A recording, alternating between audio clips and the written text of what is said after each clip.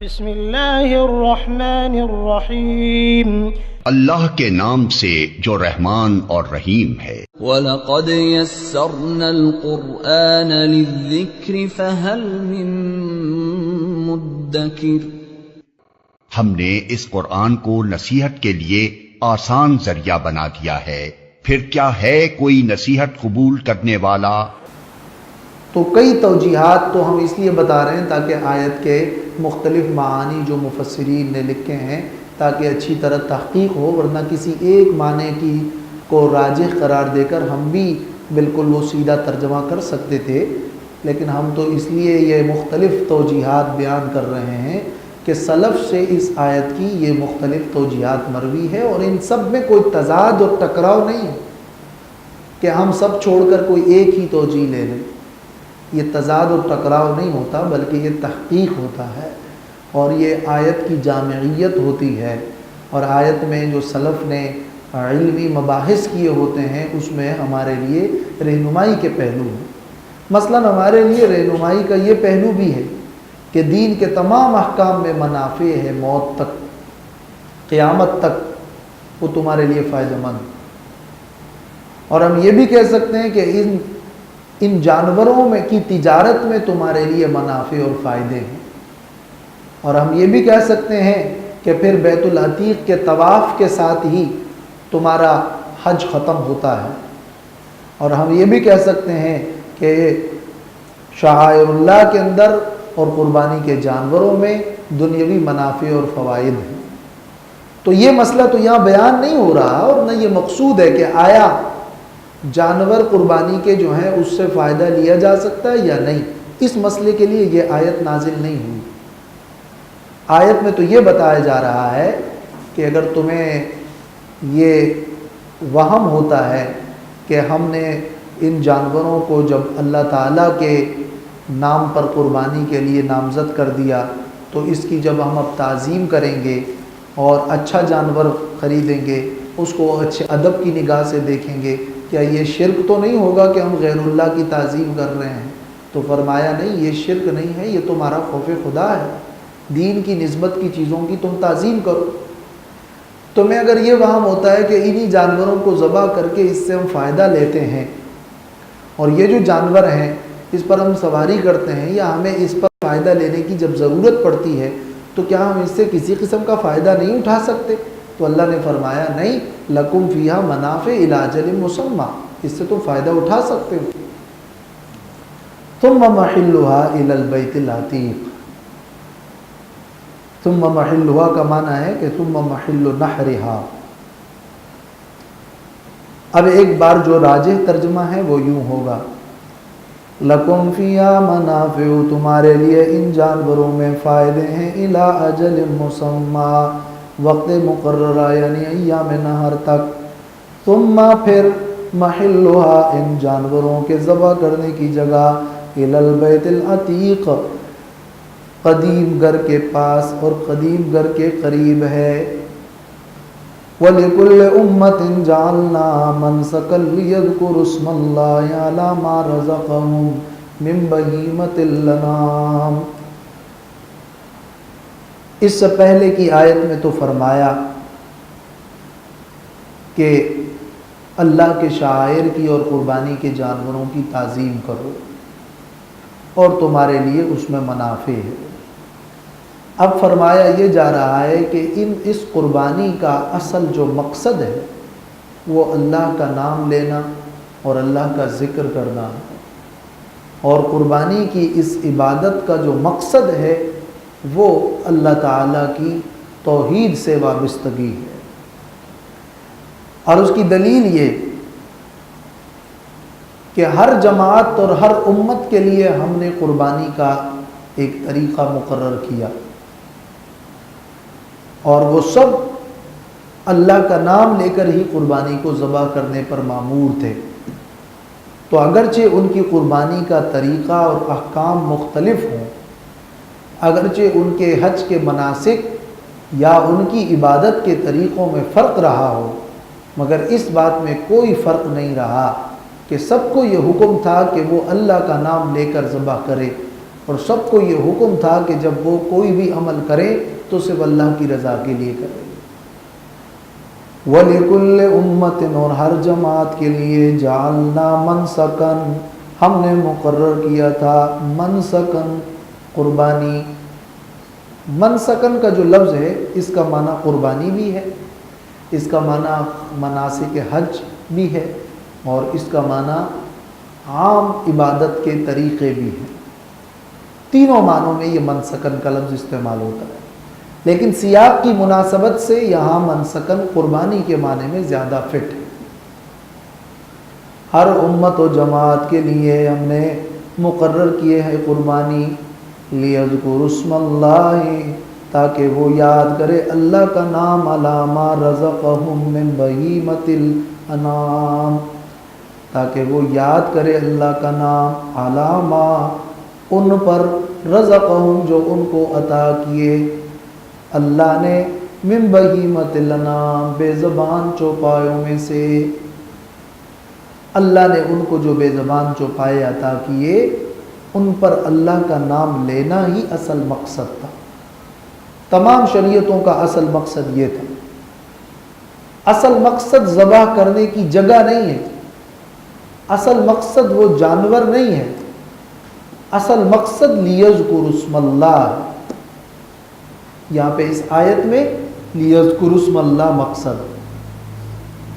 تو یہ جو تم تعظیم کرتے ہو، یہ جو تم اس سے فائدہ لیتے ہو، یہ تمہارا فائدہ لینا جائز ہے، یہ تمہارا تعظیم کرنا درست ہے، لیکن یہ تعظیم اور یہ فائدہ بجائے خود مقصد نہیں ہے۔ مقصد کیا ہے؟ لیذکروا اسم اللہ، تاکہ اللہ کا نام یاد ہو، تاکہ اس بات کا اظہار ہو جائے کہ تم نے اس جانور کو اللہ تبارک و تعالیٰ کے حکم کے امتثال میں اور اللہ کے حکم کی بجاوری میں اس جانور کو ذبح کیا ہے، اور اللہ کا نام لے کر تم نے ذبح کیا ہے۔ فَإِلَٰهُكُمْ إِلَٰهٌ وَاحِدٌ، پس تمہارا الہ، تمہارا معبود ایک ہی معبود ہے۔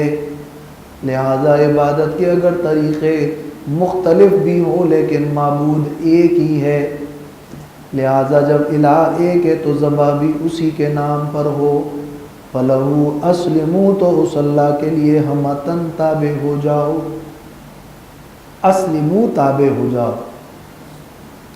اسلموا کا معنی تفسیر مدارک میں ہے کہ اخلصوا له الذکر خاصۃ وجعلوه له سالما، اللہ کے لیے ذکر کو خاص کر دو اور ہر قسم کے شائبوں سے پاک کر کے اللہ کو یاد کرو اور اللہ کے حکم کے تابع بن جاؤ۔ فَلَهُ أَسْلِمُوا، تو اسی اللہ ہی کے لیے تابع بن جاؤ۔ وَبَشِّرِ الْمُخْبِتِينَ، اور خوشخبری سناؤ عاجزی کرنے والوں کو۔ خوشخبری عاجزی کرنے والوں کے لیے خوشخبری دو۔ وہ خوشخبری یہ کہ ان کے لیے جنت ہے اور اللہ کے ہاں قبولیت ہے۔ ضرورت اخبات کی ہے، اندرونی صفات کی ہے، خوف خدا کی ہے، اللہ سے تعلق کی ہے، اور اخبات کیا ہے؟ المطمئنین الی ذکر الہہم، اپنے الہ کے ذکر پر جو لوگ مطمئن ہوتے ہیں وہ مخبتین ہیں۔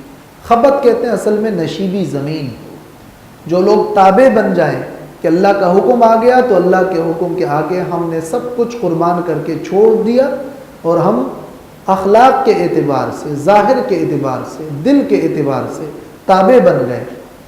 اس لیے المخبتین کا معنی المتواضعین، تواضع کرنے والے اخلاق میں۔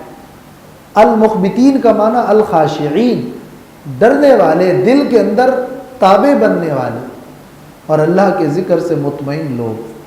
آگے اسی صورت کی آیت نمبر 54 میں آ رہا ہے کہ وَلِيَعْلَمَ الَّذِينَ أُوتُوا الْعِلْمَ أَنَّهُ الْحَقُّ مِنْ رَبِّكَ فَيُؤْمِنُوا بِهِ فَتُخْبِتَ لَهُ قُلُوبُهُمْ، آیت نمبر 54 میں جو آ رہا ہے، دلوں کو اللہ کے حکم کے تابع کر دینا، اور اللہ کے ذکر پر مطمئن ہو جانا۔ الا بذکر اللہ تطمئن القلوب۔ عبداللہ ابن عباس سے ایک معنی یہ بھی مروی ہے کہ الذین لا یظلمون واذا ظلموا لم ینتصروا، مخبتین اور تابع وہ لوگ ہیں جو کسی پر ظلم نہیں کرتے، اور جب ان پر ظلم ہو تو وہ بدلہ بھی نہیں لیتے، تابع بن کر رہنے والے لوگ۔ تفسیر ماوردی میں 7 تعویلات ذکر، بلکہ 9 تعویلات ذکر کی گئی ہیں المخبتین کی تشریح، حاصل ایک ہی ہے۔ آگے الذین اذا ذکر اللہ المخبتین کی تشریح ہے۔ الذین، اللہ کے سامنے عاجزی کی روش اختیار کرنے والے لوگ وہ ہیں اذا ذکر اللہ، کہ جب اللہ کو یاد کیا جائے، اللہ کی صفات کا ذکر کیا جائے، اللہ کے احکام کا ذکر کیا جائے، اللہ کے وعیدوں کا ذکر کیا جائے، وجلت قلوبہم، تو ان کے دل ڈر جاتے ہیں۔ وجلت، خوف ظاہر ہونا، کسی کی عظمت کی وجہ سے تھرتھرا جانا اور کانپ اٹھنا، یہ وجلت۔ اللہ کا ذکر کیا جاتا ہے تو ان کے دل کانپ اٹھتے ہیں، اور یہ چونکہ وہ اللہ تعالیٰ سے اپنا تعلق رکھتے ہیں اور اللہ کا خوف اپنے دل میں رکھتے ہیں، اس کی برکت سے ان کے دل ڈر جاتے ہیں، ان پر اثر ہوتا ہے۔ اور وہ اثر کیسے ہوتا ہے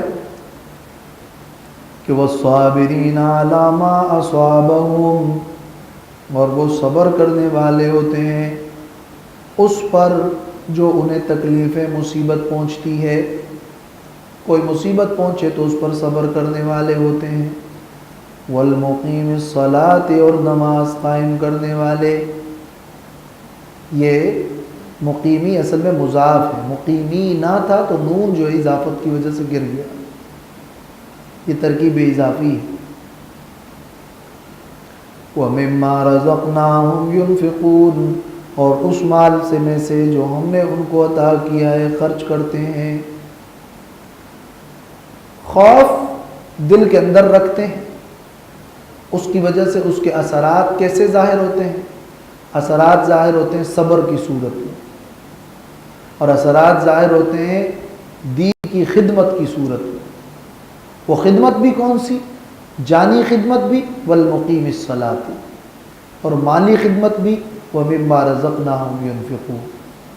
امام راضی نے تفسیر کبیر میں لکھا ہے کہ یہ صابرین اور والمقیم الصلاۃ ومما رزقناہم ينفقون، یہ 2 اثرات ہیں جو اللہ کی یاد میں دلوں کے ڈرنے کی وجہ سے ظاہر ہو رہے ہیں۔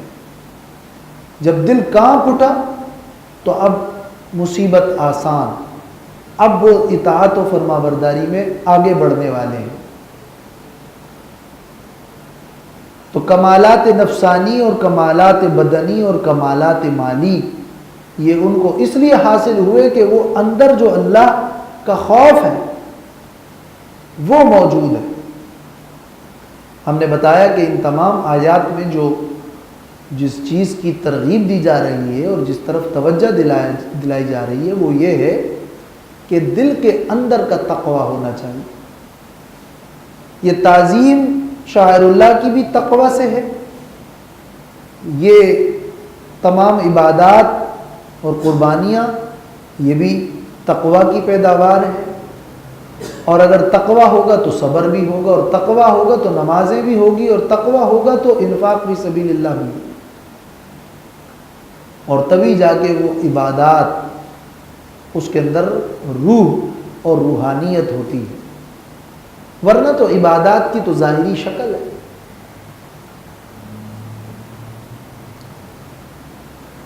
یہاں پر جو دل کی کیفیات ذکر کی گئی اس کے لیے وجلت فعل کا انداز ہے، اور اللہ کے راستے میں خرچ کرنے کے لیے بھی ينفقون فعل کا ذکر ہے، لیکن والصابرین اور والمقیمی کا جو لفظ ہے یہ اسم اور اسم فاعل ہے، اس لیے کہ دل کی کیفیات بدلتی رہتی ہیں اور انفاق میں تنوع موجود ہے، لیکن جو صبر اور اقامت صلاۃ کا عمل ہے یہ مستقل جاری رہنا چاہیے۔ اس کے لیے اسمیہ انداز اختیار کیا گیا، اسم فاعل لا کر۔ الذین اذا ذکر اللہ، عاجزی کرنے والے وہ لوگ ہیں کہ جب اللہ کا نام یاد کیا جائے، وجلت قلوبہم، تو ان کے دل ڈر جاتے ہیں۔ یہاں بھی امام قرطبی نے ان لوگوں کی شدید مذمت کی ہے کہ جو جب ذکر کرتے ہیں تو بجائے اس کے کہ ان کے دل ڈرتے ہیں، ان کے جسم لرزنے شروع ہو جاتے ہیں اور وہ شور مچاتے ہیں اور واویلا کرتے ہیں۔ تو امام قرطبی نے اس مقام پر بھی اور سورۃ الانفال میں بھی اور سورۃ زمر میں بھی اس بات کا ذکر کیا ہے کہ ذکر میں در حقیقت وہ اندر کا خوف دل کا وہ ضرور ہونا چاہیے، اور وہ اس انداز میں ذکر ہو کہ گویا دل لرز اٹھے۔ یہاں نسبت دل کی طرف ہو رہی ہے، یہ نہیں کہ ظاہری طور پر جو ہے ایسا کوئی جب ذکر شروع کیا تو جیسے کوئی جن چڑھ گیا ہو، ایسی کیفیت صحابہ کی اور سلف کی نہیں رہی۔ وجلت قلوبہم میں اس طرف اشارہ ہے۔ والصابرین علی ما اصابہم، اور جو صبر کرنے والے ہیں اس مصیبت پر جو انہیں پہنچے، والمقیم الصلاۃ، اور نماز قائم کرنے والے، ومما رزقناہم ینفقون، اور اس مال میں سے جو ہم نے ان کو عطا کیا ہے خرچ کرتے ہیں۔ ہمتاً تیار ہونے والے، ہمتاً اللہ کے سامنے جھکنے والے، چنانچہ جب مال خرچ کرنے کا موقع آئے تو وہ مال خرچ کرتے ہیں، وہ بخل نہیں کرتے، وہ حقوق ادا کرتے ہیں۔ وہ حقوق کیا ہے؟ وہ اپنے بیوی بچوں کے حقوق ادا کرنا اور دین کے غلبے میں خرچ کرنا، اور جہاں دین میں خرچ کرنے کی ضرورت ہے وہاں وہ سخاوت دکھاتے ہیں، اور شرعی طور پر ان سے خرچ کرنے کا جس طرح مطالبہ ہے اس طرح خرچ کرتے ہیں۔ تو رزقناہم کے اندر اشارہ ہے کہ ان کا مال حلال ہونا چاہیے، ورنہ حرام میں سے خرچ کرنے پہ تو کوئی اجر و ثواب نہیں ملے گا۔ پیشاب سے وضو تو نہیں ہوتا ہے۔